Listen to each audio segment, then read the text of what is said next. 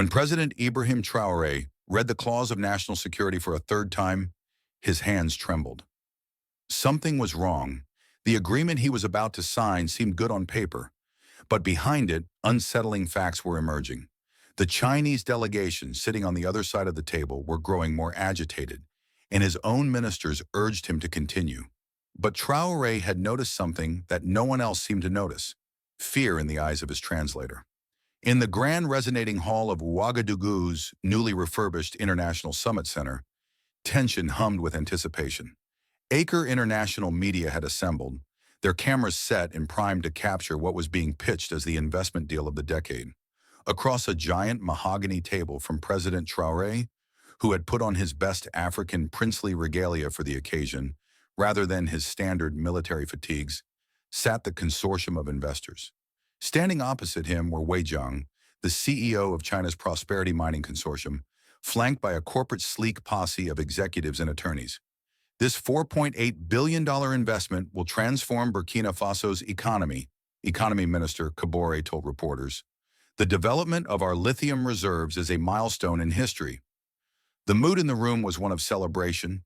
Decades of hardship at the hands of Western economic imperialism prompted Burkina Faso to seemingly form a more balanced partnership with China.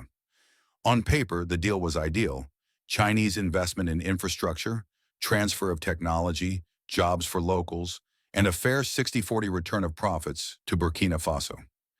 As the ceremony started and thick files containing the virtually 200-page accord circulated in the table, President Traoré was alert. His lawyers had scrutinized the paper numerous times. His economic advisors advocated for it.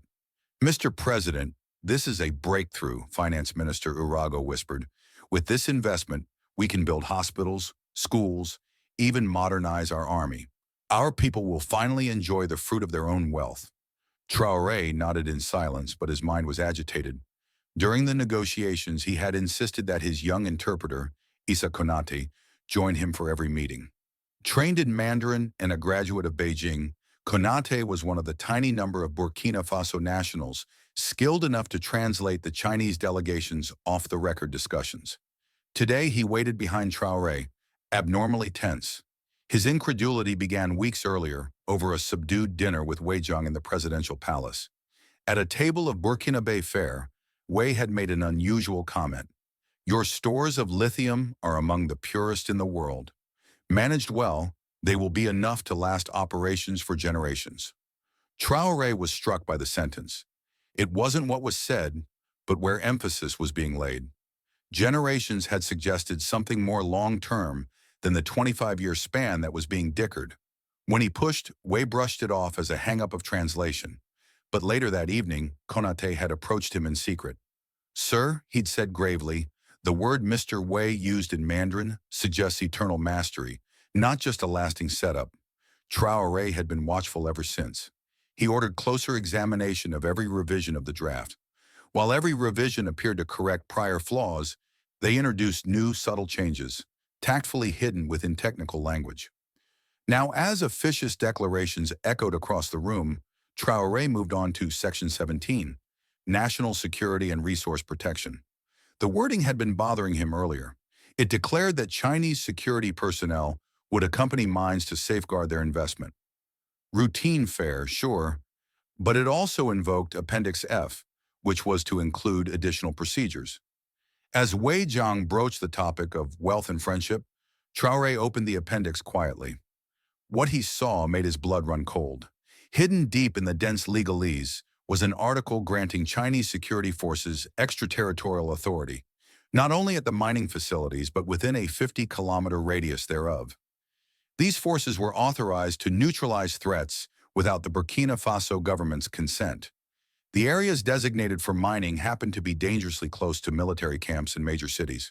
In practice, the agreement granted China control over strategic pieces of national real estate.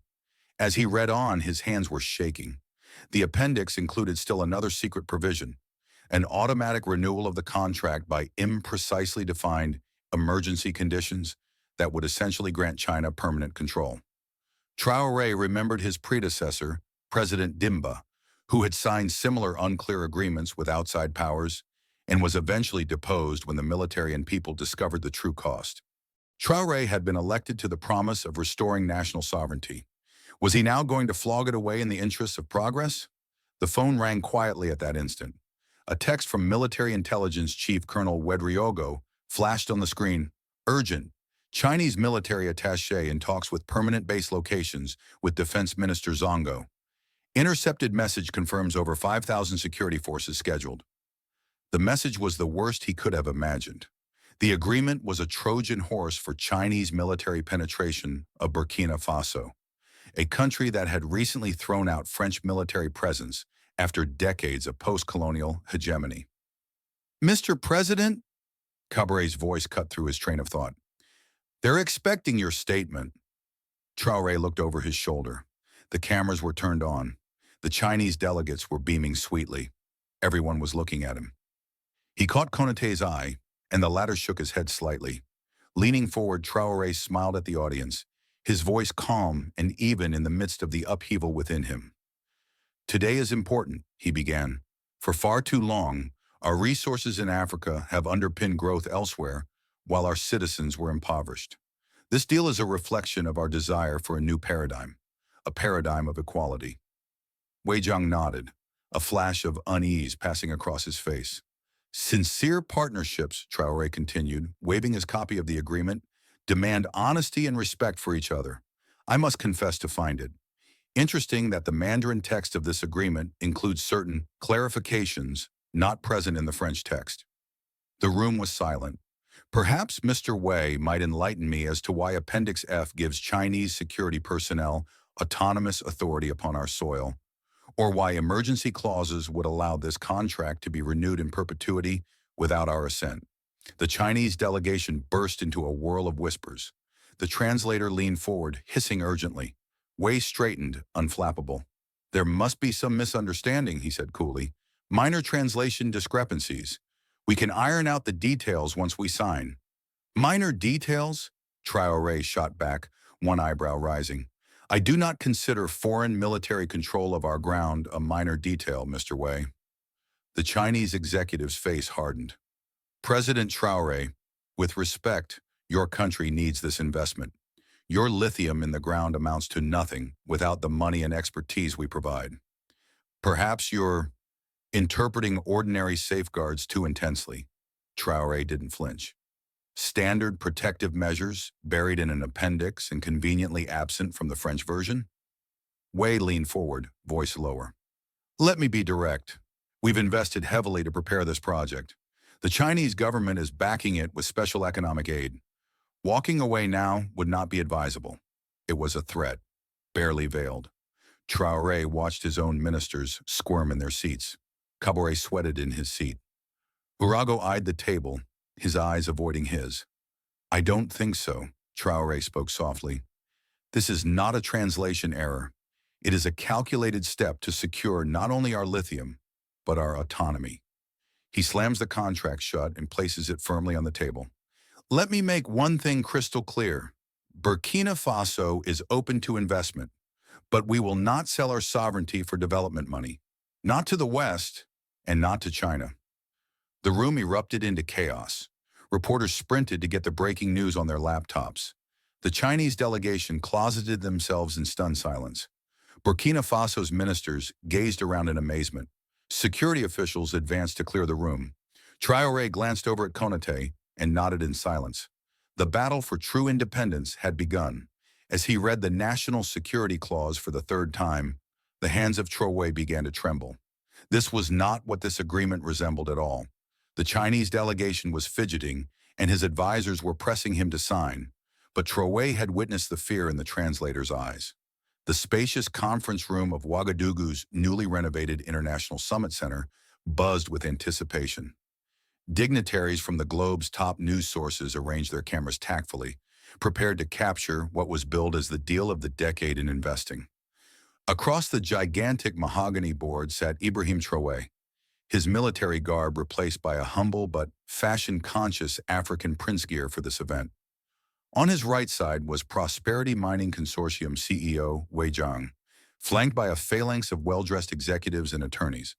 This $4.8 billion investment will transform the economy of Burkina Faso. Economy Minister Kabori told the waiting press, "The development of our nation's lithium reserves is a historic opportunity." The mood was one of celebratory euphoria. After decades of struggle against Western economic imperialism, Burkina Faso appeared to have found a better friend in China. The terms of the deal, as widely reported to have been announced, were astonishingly generous. Chinese investment in infrastructure, technology transfer, local employment guarantees, and a 60-40 sharing of profit in Burkina Faso's favor.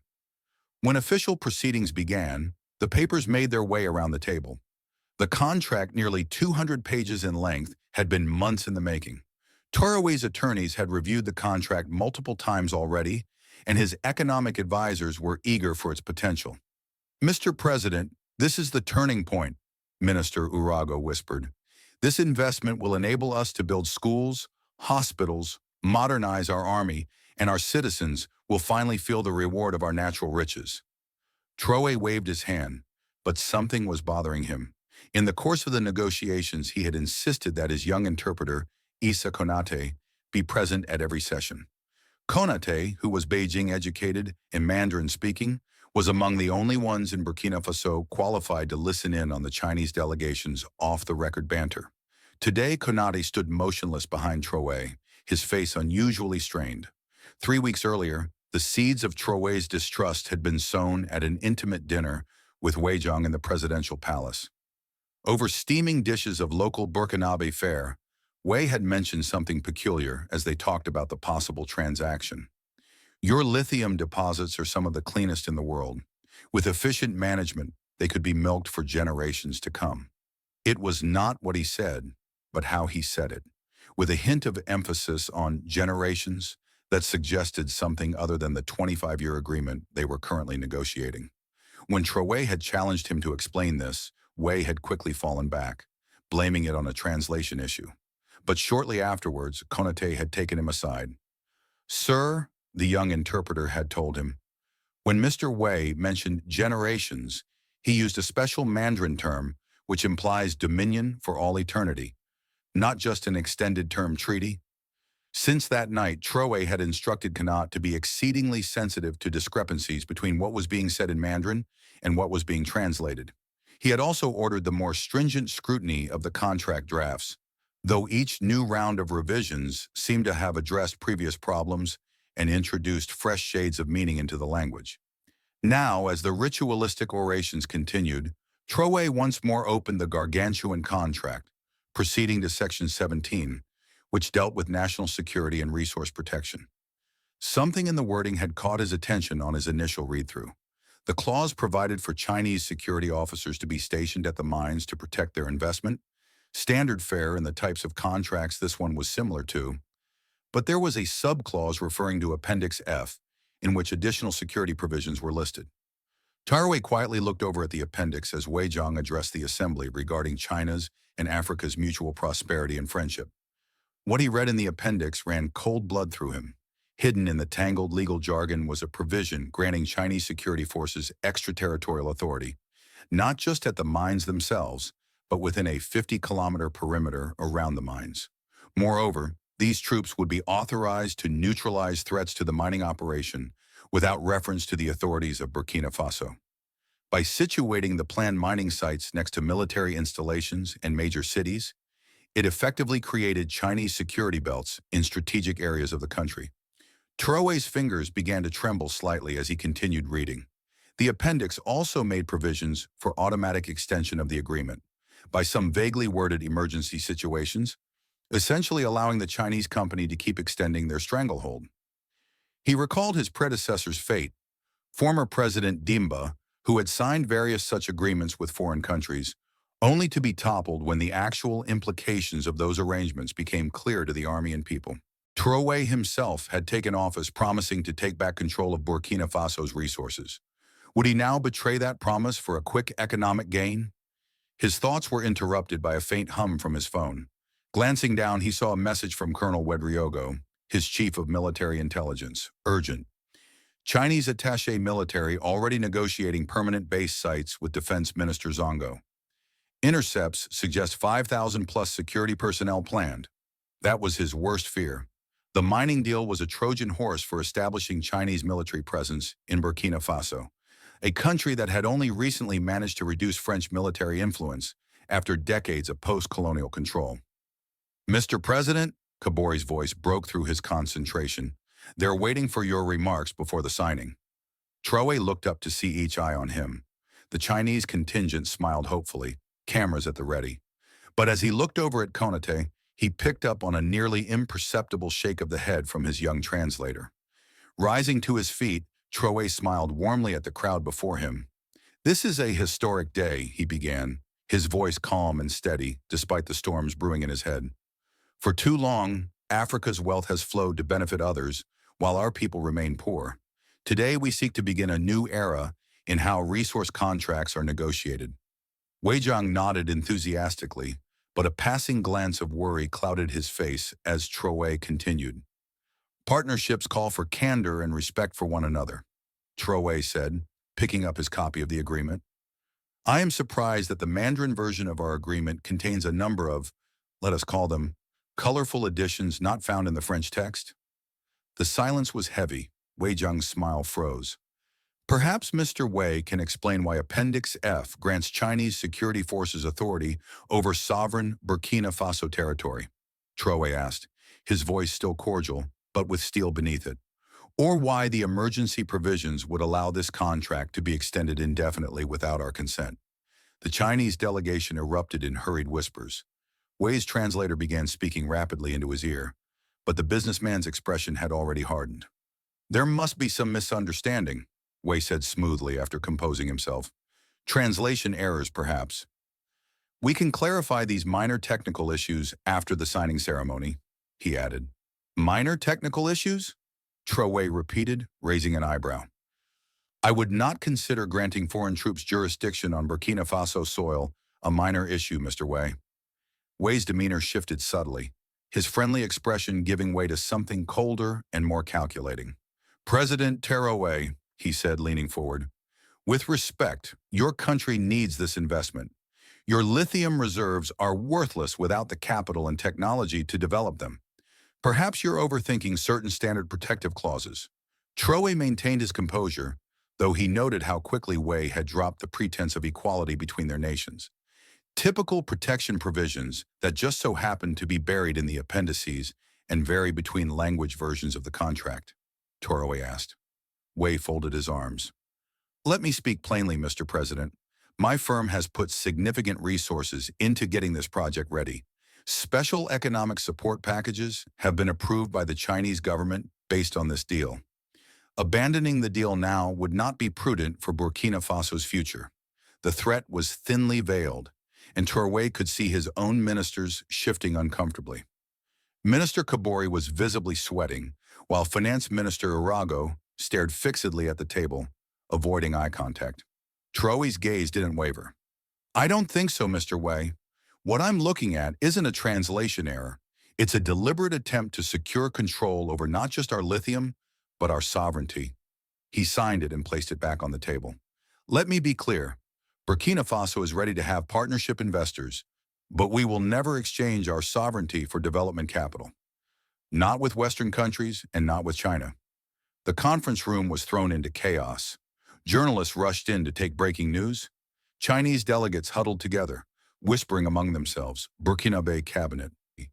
Ministers exchanged aghast and frantic stares as security personnel headed towards the door to leave. Traoré gestured for Konaté to follow him to a side room. As they moved away from others, he turned to the young translator. Say everything, he told him curtly. Konaté talked in stumbling sentences. Months they've been working on this, sir. I overheard them discussing last week in their lawyer's office. They called it strategic expansion by contractual means. The security arrangements were meant to ensure a permanent Chinese presence. And there's more that is not even covered in the contract. Chinese workers brought in by the thousands, rather than hiring local people. Secret arrangements with some ministers. Which ministers? Traoré asked, though he already knew. Zongo, Arago, and Kabori, Konaté said. They all have offshore bank accounts and places on Chinese-funded development boards guaranteed to them. Traoré closed his eyes for a moment, absorbing the betrayal. Then he opened them, resolute and steady. "We'll expose it all," he declared, "but first we secure the country." In a matter of hours, Traoré had convened his loyal army commanders and constitutional advisors to a clandestine meeting. The accord was officially declined, signatories to the accord were placed under arrest for inquiry, and Chinese workers had 72 hours to leave the country. Traoré spoke to the nation over television to provide explanations why the accord was declined. "If you believe Africa's future should never be traded in secret, like, share, and subscribe to make this truth prevail."